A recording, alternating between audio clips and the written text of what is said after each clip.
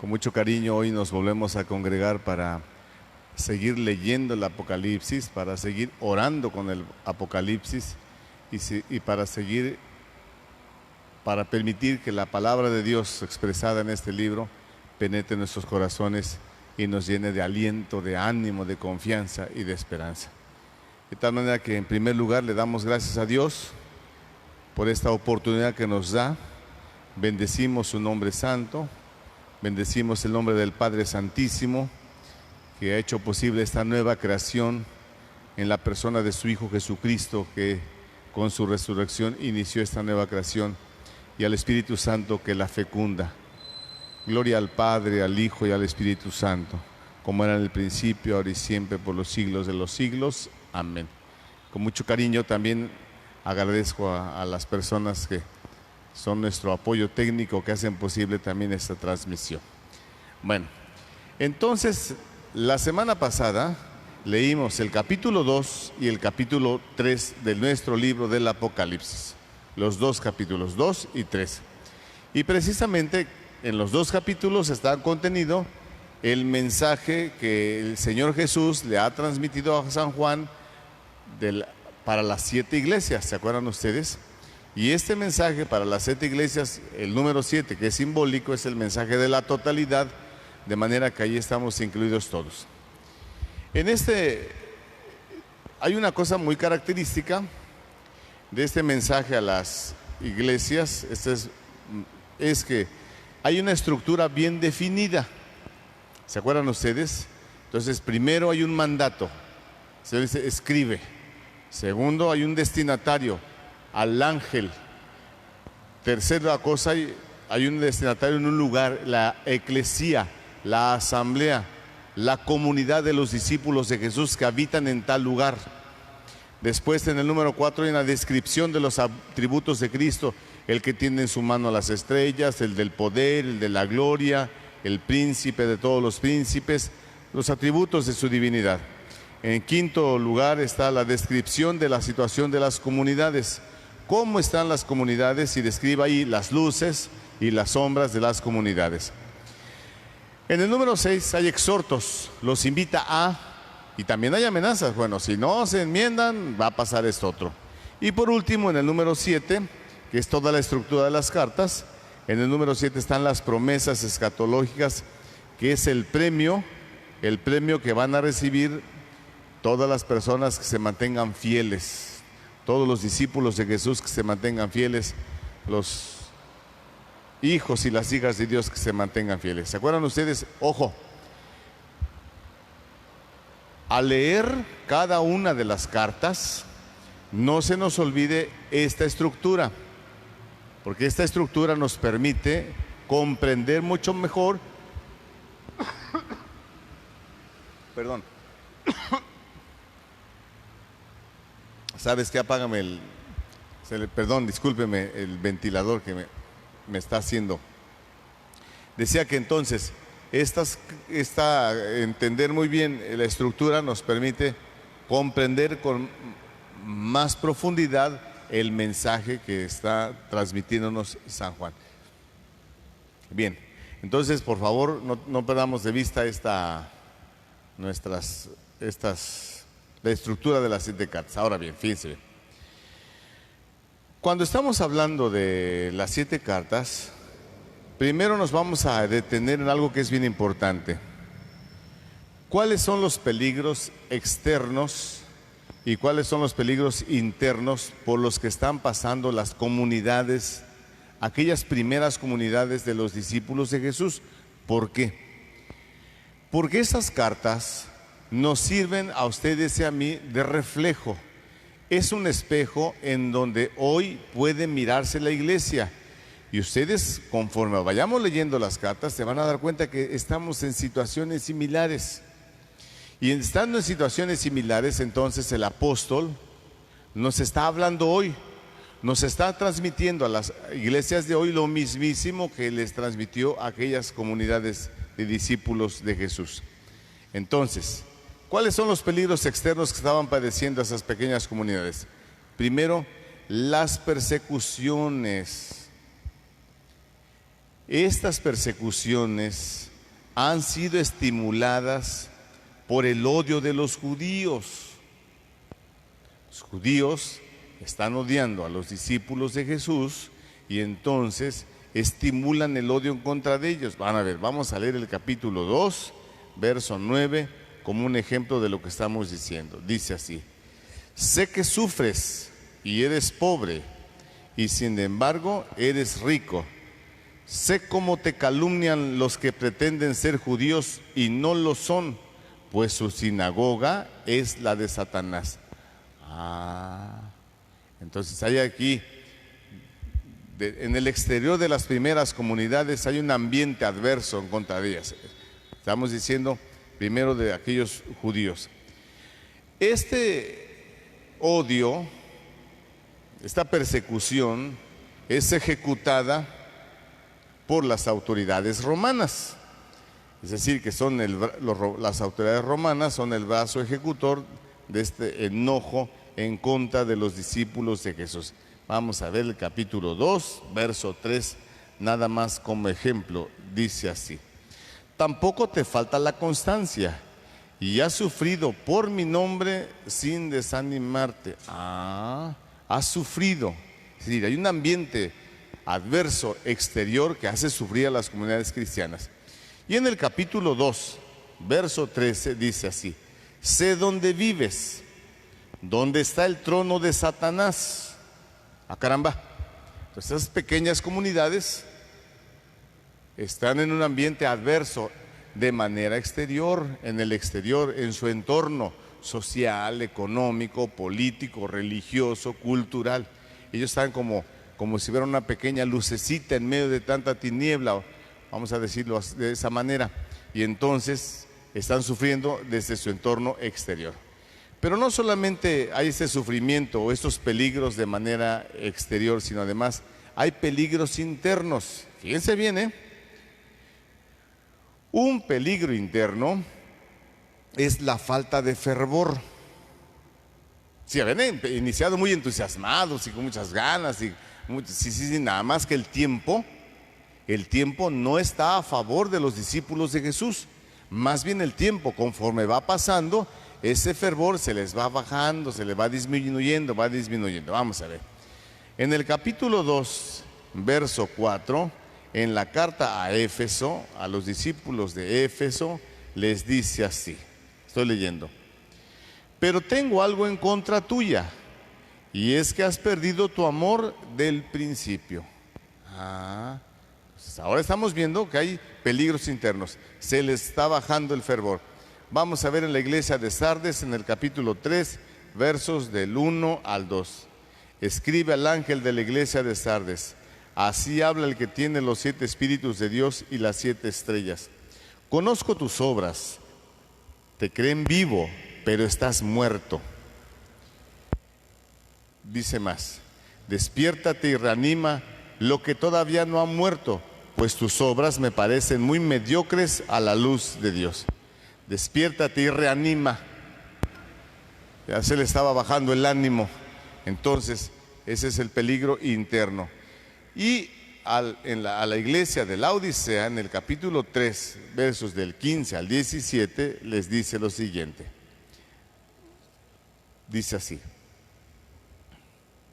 conozco tus obras, no eres ni frío ni caliente. Ojalá fueras frío o caliente, pero porque eres tibio y no frío o caliente, voy a vomitarte de mi boca.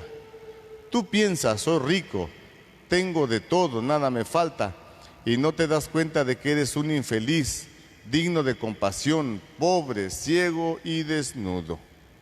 Entonces, ese es el estado de ánimo. No te das cuenta de que eres un pobre infeliz, no es feliz, digno de compasión, pobre, ciego y desnudo. Así están, así las percibe San Juan y le está diciendo cómo están viviendo su fe.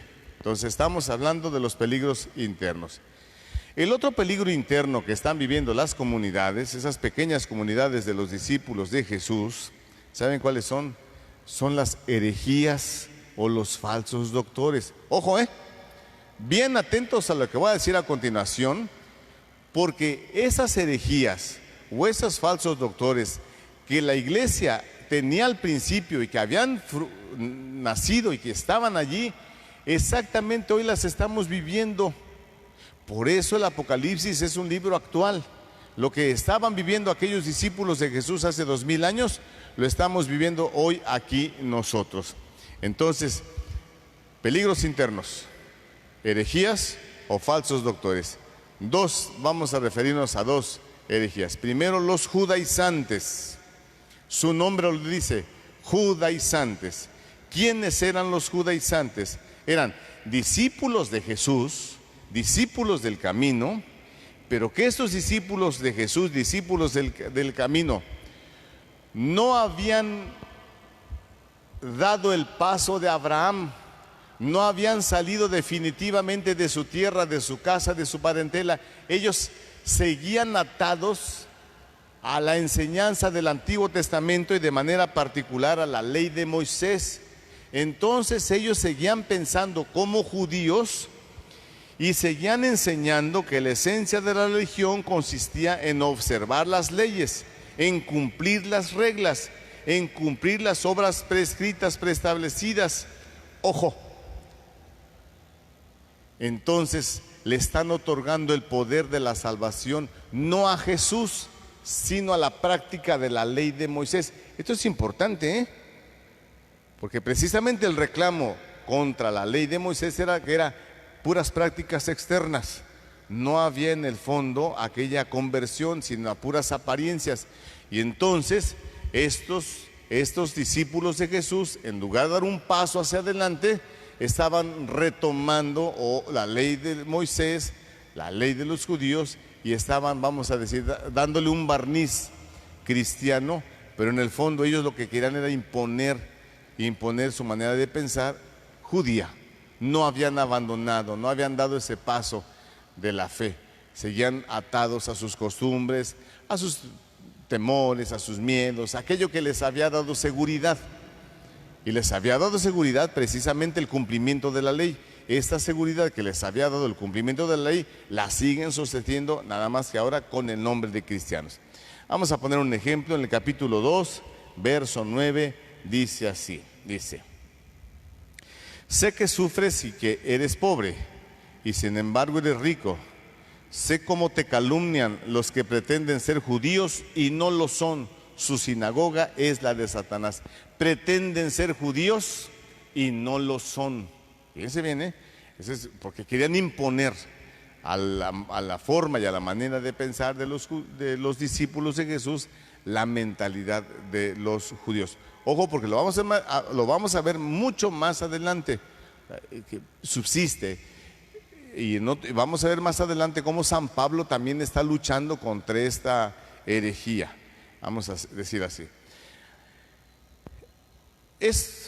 Miren, es la actitud de los fariseos. Es la disputa de Jesús contra los fariseos. Es sepulcros blanqueados, la pura apariencia, pero en el fondo no hay conversión. Esto es bien importante, porque nos puede pasar en la iglesia. Vive de las apariencias. Cumplo con mi misa, bauticé a mis hijos, ya me casé, si es que lo hice, hago mis rezos, sí, pero todo eso exteriormente. No hay un compromiso de fondo de la transformación de la sociedad. Entonces este compromiso nada más religioso no hace mella en nuestra vida práctica, en nuestra vida de todos los días. Esto lo decimos en el interior de nuestra propia iglesia. Pero si viéramos muchos grupos religiosos que están naciendo y que están mirando hacia atrás y insisten en mirar hacia atrás, y yo estoy seguro que ustedes conocen al más de alguna persona que tiene estas prácticas religiosas y que no están ancladas completamente en la persona de Jesús, sino en el Antiguo Testamento, en la ley de Moisés. Estamos diciendo de los peligros internos. Vimos la falta de fervor, estamos viendo ahora las herejías y estamos viendo en particular los judaizantes. No pierdan de vista esto, por favor, porque estas dos herejías van a ser continuamente atacadas, refutadas, aclaradas por los discípulos, por los apóstoles en muchos de sus escritos, y lo vamos a ver más adelante. La otra herejía es la llamada de los nicolaitas. Aquí tenemos a Aquí tenemos a los judaizantes, la ley, la norma, esto es lo que nos va a salvar. Y aquí tenemos a los nicolaitas, estos son de manga ancha, estos tienen un sincretismo religioso en donde lo mismo es una cosa que otra, se llaman a sí mismos cristianos, pero sus prácticas morales, sus prácticas religiosas contradicen el nombre de cristianos, de discípulos de Jesús. Entonces aquí tenemos unos radicales, los judaizantes, y aquí tenemos unos de manga ancha que no importa sacrificar carne a los ídolos, tampoco importa comérsela, tampoco importa tener las prácticas de vida de los romanos. ¿Se acuerdan ustedes de los gimnasios, de todo lo que implicaba, de la cultura del deporte, todo lo que implicaba? Tampoco la vida aquella sexual permisiva de los romanos, no tiene que ver nada con esa fe. Tenemos dos extremos, aquí el extremo de los judaizantes radicales y aquí el extremo de los liberales. No importa, ya Jesús nos liberó. Lo vamos a ver más adelante con mucha más claridad. Y entonces San Juan combate los dos extremos, combate el extremo de aquellos radicales que no ponían la salvación en Jesucristo sino en la práctica de la ley, y también combate San Juan a aquellos, a los que de manga ancha, y pues aquí no importa, precisamente tienen una moral relajada, se acomodan a los criterios de este mundo, participan de ciertos actos y que están relacionados con la idolatría. Pues así es el ambiente. Entonces, recapitulamos. Tenemos peligros externos, la persecución de las autoridades romanas animada por los judíos. Tenemos peligros internos, la falta de fervor que estaban viviendo las personas allí, del ánimo, del entusiasmo, y las herejías, que son particularmente dos: los judaizantes, la rigidez de la ley, que según ellos era tu salvación, y los nicolaitas, que tú de todas maneras te vas a salvar, hagas lo que hagas. Caramba. Y entonces San Juan combate las dos herejías, porque estas dos herejías subsisten, subsisten, y ustedes las oyen y las ven, pero ya para que sepan dónde tienen su raíz, desde dónde nos vienen. Ahora bien, en todo esto que estamos viendo, también nos permite una cosa bien importante: hablar de las luces de las comunidades. Y en particular de tres cosas importantes. Primero, la fe. La fe es lo que los anima a resistir en medio de las adversidades y peligros. Ojo, es lo que estoy diciendo. La fe es lo que los anima a resistir en medio de las adversidades y peligros. Por favor, están en su casita, repitan conmigo: creer en ti, Jesús, es lo que me anima y me da valor